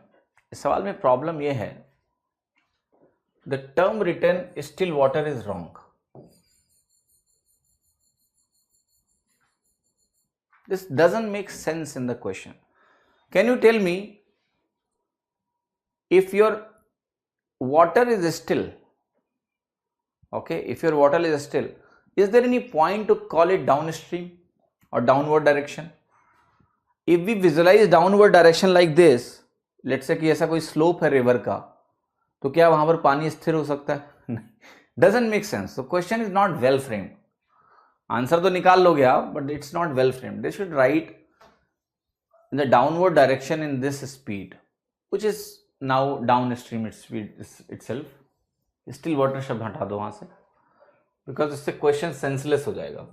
अब निकाल लो आप 3 और यहाँ 1/10, 1/12 और 1/15. ऐसे कर सकते हो, या फिर आप टोटल डिस्टेंस को एज्यूम कर लो. ठीक है, जैसे टोटल डिस्टेंस आप मान लो 3D है, और इसमें d की वैल्यू क्या मानेंगे आप? इन तीनों का एलसीएम, विच इज 60. तो आप कहोगे टोटल डिस्टेंस हो गया 3 × 60, और टाइम देखो, 60 की दूरी 10 से चलने में 6 लगेगा, 60 की दूरी 12 से चलने में 5 लगेगा, 60 की दूरी 15 चलने में 4 लगेगा. तो ये हो गया आपका 12 kmph, 12 किलोमीटर प्रति घंटे. अब जो मैं बताने जा रहा हूं उसको बहुत ध्यान से सुन लेना, ठीक है? तो ये सवाल तुम्हारा ऐसे ही हो जाएगा, राइट? अगर आपको ये पता है कि जब भी केस 3 का होता है तो हम हार्मोनिक मीन की बात करते हैं. We talk about harmonic mean. यहां पर देखो मैंने लिखा है 10, यहां मैंने लिखा है 12, और यहां मैंने लिखा है 15. 10 और 15 का इक्वल डिस्टेंस के केस में एवरेज 12 ही होता है. पता है कि नहीं पता है? नहीं मालूम है? करके देखो. 2 × 10 × 15/25 कितना आएगा? 12 ही कैलकुलेटर के आएगा. अब मैं जो बोलने जा रहा हूं उसको बहुत ही इत्मीनान और ध्यान से इसको ध्यान रखना. 10 और 15 का जो हार्मोनिक मीन होता है वो 12 ही होता है. ठीक है? अब मैं आपको ये बता रहा हूं कि जब भी ये सवाल तुम्हारे सामने आएगा और आपको ये मालूम है कि मुझे इन तीनों का एवरेज निकालना है इक्वल डिस्टेंस के लिए, तो इक्वल डिस्टेंस के लिए 10 और 15 का जो हार्मोनिक मीन होता है वो 12 होता है, और 12 को अगर 12 से मिलाओगे तो 12 ही रहेगा. तो आंसर क्या होगा? 12. आपको ये कैलकुलेशन करने की जरूरत नहीं पड़ेगी. ठीक है? हाँ, लेकिन क्वेश्चन में जो पूछा गया है वो 1/3 पूछा गया है, तो 12 का 1/3 4 हो जाएगा. ठीक है, फाइन. बट क्या मेरा ये लॉजिक समझ में आ रहा है कि ये कैलकुलेशन करने की आपको जरूरत नहीं थी? अगर आप ये समझ जाते हैं कि जब मेरे पास 2 इक्वल डिस्टेंस के स्लॉट होते हैं, 2 इक्वल डिस्टेंस के स्लॉट में हम क्या करते हैं? हार्मोनिक मीन निकालते हैं कि नहीं निकालते हैं 2 का? यस. तो अगर 2 का हार्मोनिक मीन निकालते हैं, और आपको ये पहले से मालूम है, ये ध्यान रखना है, नंबर इंपॉर्टेंट है, कि 10 और 15 का हार्मोनिक मीन कितना होता है? 12 होता है. तो 10 और 15 का हार्मोनिक मीन अगर 12 होता है और इक्वल डिस्टेंस स्लॉट मैंने लिए, 10 भी दिख रहा है, 15 भी दिख रहा है, तो इन दोनों का जो एवरेज होगा कंबाइंड वो 12 होगा. तो ये दोनों ऑलरेडी 12 हैं और एक 12 और है, तो 12 और 12 मिलकर 12 ही रहेंगे. भाई एक स्लॉट में 12 है और 2 स्लॉट का कंबाइंड एवरेज 12 है, तो एवरेज ओवरऑल 12 ही होगा ना, 12 भी होगा. तो 12 मिल गया, 12 का 1/3 होगा. ये छोटी छोटी चीजें आपके कैलकुलेशन में आपको बहुत मदद करेंगे. ठीक है, आज के लिए बस इतना ही. 17 तक करेंगे, बाकी सवाल करेंगे कल. तो इसमें 2 हैंडआउट्स हैं, 2 एक्सरसाइजेज हैं बोर्ड्स एंड स्ट्रीम में. कुल मिला के सब कुछ कवर हो जाएगा. इसके क्वेश्चन कभी मुश्किल नहीं आते हैं, क्योंकि इसमें कोई नया कॉन्सेप्ट नहीं है. Boards and stream is a very simple topic. देखो मैंने क्या बोला, time speed distance is all about speed is equal to distance upon time. Only one major formula that you have, और उसमें कॉन्स्टेंसी केसेस को identify करना. आप देखो मैं बोर्ड्स एंड स्ट्रीम के सवाल किस तरीके से कर रहा हूं. मैं बात करता हूं कि अच्छा डाउन स्ट्रीम स्पीड अगर अपस्ट्रीम स्पीड की 3 गुनी है, तो डाउन स्ट्रीम केस में लगा हुआ टाइम 1/3 होगा अपस्ट्रीम से, तो टोटल टाइम 4 टाइम्स होगा. यही कर रहे हैं हम लोग, और कुछ नहीं कर रहे हैं. तो क्लैरिटी यहां जरूरत है कि कॉन्स्टेंसी किस चीज की है. अच्छा ये तो इक्वल डिस्टेंस वाला केस है. अब जब आप कभी केवल किताब से पढ़ते हो तो क्या मिलता है आपको? वो इस सवाल को कभी इस तरह से नहीं बताएगा कि 10, 15, 12 होता है। बट मैंने क्या बोला कि मैं क्रॉस टॉपिकल हूं, मुझे ये मतलब नहीं होता कि ये सवाल किस टॉपिक का है, मेरे को ये मतलब होता है अच्छा मुझे एवरेज निकालना है, एवरेज स्पीड, ठीक है। तो मुझे दिख गया कि 10, 15 इक्वल डिस्टेंस में 12 होता है, 12, 12 मिलके 12 होगा। ये किसी किताब में सोल्यूशन नहीं दिया हुआ है, किताब तो वैसे भी पढ़ता नहीं हूं मैं, ठीक है। So I'm just saying this will come automatically. You are a very intelligent species. If you just don't put barrier, you will think in a very smart way. ठीक है? Okay, you will think in a very smart way. तो boards and stream को एक अलग chapter मान के नहीं चलना है आपको, ये है ही नहीं है, ठीक है, कुछ नहीं है इसमें। बट विल डू, सवाल इतने कर लेंगे कि आपको कोई दिक्कत भी ना हो, ठीक है। चलें, कल मिलते हैं, तब तक के लिए शुक्रिया, थैंक यू।